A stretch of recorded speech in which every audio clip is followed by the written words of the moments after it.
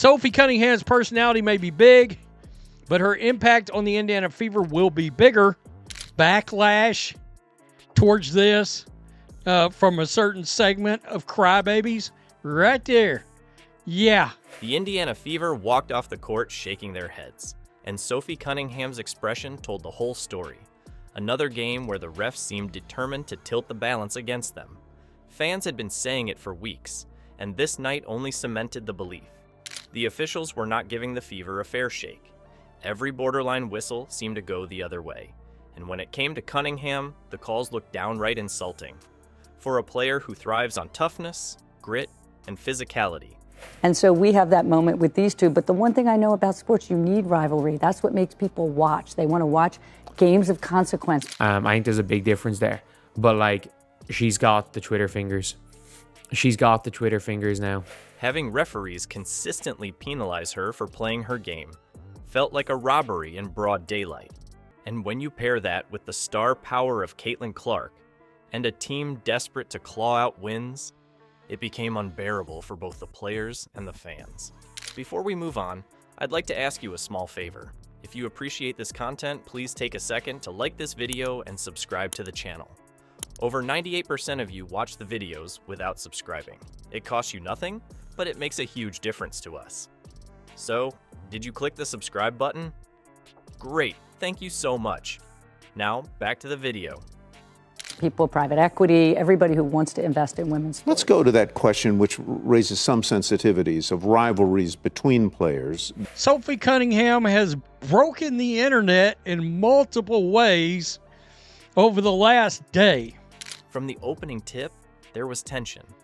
Cunningham set her usual tone, battling in the paint, chasing rebounds, and bodying up opponents without apology. It's her identity. She's the kind of player every team needs, but every rival fan base loves to hate.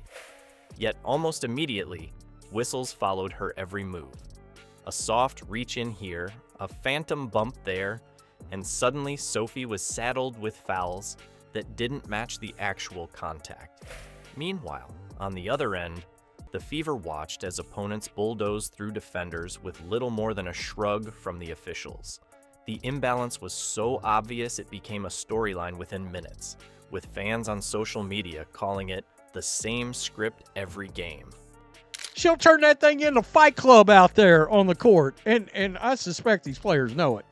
You may not want to do that. She literally put the Steven Seagal Aikido hip flip. Blonde hair, I mean, she's got the Barbie thing down. She does, and she's a black belt. The breaking point came late in the game, when Cunningham and the Fever had momentum. Sophie dove for a loose ball, clearly getting there first, but the whistle came down for a foul on her. The crowd's reaction was immediate and furious. Boos echoed. Clark threw her arms up in disbelief, and even the Fever bench looked like they were ready to storm the scorer's table. Replays showed what everyone in the building already knew. Sophie had been clean. But the refs saw what they wanted to see.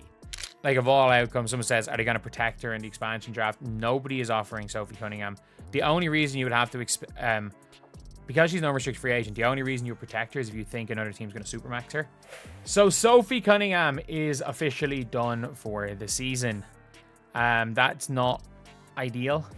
Can confirm Sophie Cunningham suffered an MCL tear.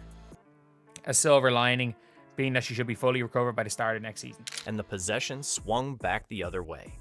Instead of a chance to cut into the lead, Indiana was forced to defend, and once again, momentum evaporated. It wasn't just one call, it was the accumulation. Sophie Cunningham is known for pushing limits, yes, but she plays within the boundaries of physical basketball. Yet on this night, every time she so much as breathed on an opponent, the whistle came out. Opposing players, emboldened by the officiating, exaggerated contact, flopping on even the slightest brush, knowing the refs would reward the theatrics. Sophie, who prides herself on staying composed, couldn't hide her frustration.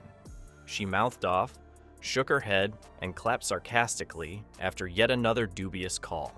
Look, she still owns JC. She still owns JC Sheldon. And what's great is She's got a great sense of humor about it. Sophie Cunningham is everywhere. Arby's walking in. She's the best looking woman walking into these WNBA arenas.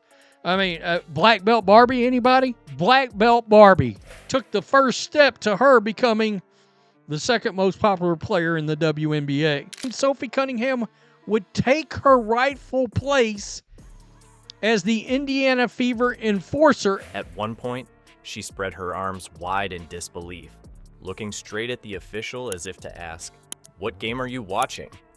Caitlin Clark wasn't spared either. Though her scoring lit up the box score, she too was hit with questionable no calls when defenders hacked her drives or undercut her shots. Every time the Fever clawed close, it felt like the referees inserted themselves, pulling the rug out just as Indiana seemed ready to seize control. Fans online summed it up in one word: rigged. And though that might sound dramatic, when patterns repeat night after night, it's hard not to believe there's something deeper going on, whether bias, incompetence, or simply an unwillingness to let a young team establish itself without being knocked back by whistles. The Fever's body language told the story in the final minutes. Clark's usual fire dimmed, Cunningham's fight turned into visible exasperation, and the bench slumped as yet another call sealed the outcome. The scoreboard might have read like a competitive game, but anyone watching knew the real battle wasn't just Indiana versus their opponent. It was Indiana versus the officials. That sense of futility, of being robbed, hung heavy over the court. Social media exploded after the game. Hashtags like "Chach refs cheated" and "Chach justice for Sophie" trended as fans dissected clip after clip of the worst calls. And, the refs didn't have it under control in the last one, and we see what happened to Caitlin Clark. Didn't have it under control in this one. I've called this a flagrant 1.85. As in, it is almost certainly a flagrant 2. Tina Charles started to turn around and hit Aaliyah Boston in the face. Caitlin was telling her to come set the screen. So side-by-side replays of Sophie's so-called fouls against obvious missed hacks on the Fever's opponents fueled outrage. Memes mocked the refs as 6 defenders, while commentators debated whether Cunningham's reputation as a physical player was unfairly biasing officials against her. The consensus was overwhelming. The Fever had been cheated, and Sophie was the prime victim. For Cunningham, this wasn't just about one game. It was about respect. She's carved her identity in the WNBA as a grinder, someone who embraces contact and never asks for favors. But when that identity gets twisted into a narrative where refs punish her for simply being who she is, it becomes an impossible situation. How can she defend, rebound, or battle in the post if every play risks an unfair whistle? And how can the Fever grow as a team if every game feels like a stacked deck? The implications go beyond just one bad night. The WNBA is in a moment of massive growth. Would get a little bit aggressive on behalf of Caitlin Clark. Get in between something. 20 games in, man. 20 plus games in. And we're already seeing nonsense like this. Teammates, or I wish more teammates of Caitlin Clark would get this fired up when their transcendent superstar, fueled by new stars like Clark and the increased visibility of intense rivalries. But officiating like this threatens the credibility of the product. Fans don't want to feel like outcomes are determined by whistles instead of skill.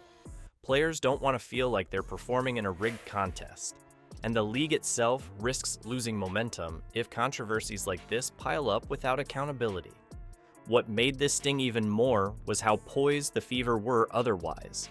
Clark had carried the offense with her fearless shooting, Sophie had anchored the defense with her hustle, and the rest of the roster played with the kind of chemistry that hinted at a breakthrough. But none of that mattered in the face of relentless officiating that crushed their rhythm. By the final buzzer, the Fever weren't just beaten, they were robbed of the chance to compete on equal terms. In the locker room afterward, reports hinted at anger bubbling beneath the surface. And, the refs didn't have it under control in the last one, and we see what happened to Caitlin Clark. Didn't have it under control in this one. Who's now hurt and has missed half the games this year, has been the target that some of the other players Players didn't go nuclear publicly, but their body language in interviews spoke volumes. Short answers, tense stares, and the kind of silence that screams louder than words. Sophie, usually quick with quips, kept it restrained but made it clear with her tone. She felt wronged. Clark, diplomatic as ever, didn't call out the refs directly, but hinted at needing consistency. The message between the lines was obvious. They were tired of this. For fans, though, it was more than obvious, it was undeniable. Once again, Sophie Cunningham and the Fever were cheated by officiating that seemed designed to keep them from thriving. And while the league may brush it off as just another night, the fans won't forget. Clips will circulate, debates will rage, and the narrative will grow louder. The Fever can't catch a fair whistle. What makes it even more maddening is that this team is good enough to win without excuses. Clark's brilliance, Sophie's toughness, and the depth of the roster should be enough to compete. But when the refs tilt the scale, what chance do they really have? That's why the outrage isn't just noise. It's a plea for fairness. Fans want to see the Fever succeed or fail on their own terms, not because of whistles that never seem to blow both ways. In the end, the night will be remembered less for the basketball itself and more for the officiating circus that overshadowed it. Sophie Cunningham's grit was nullified. Caitlin Clark's brilliance was undercut, and the Fever's fight was stolen. For those watching, it wasn't just unbelievable, it was unacceptable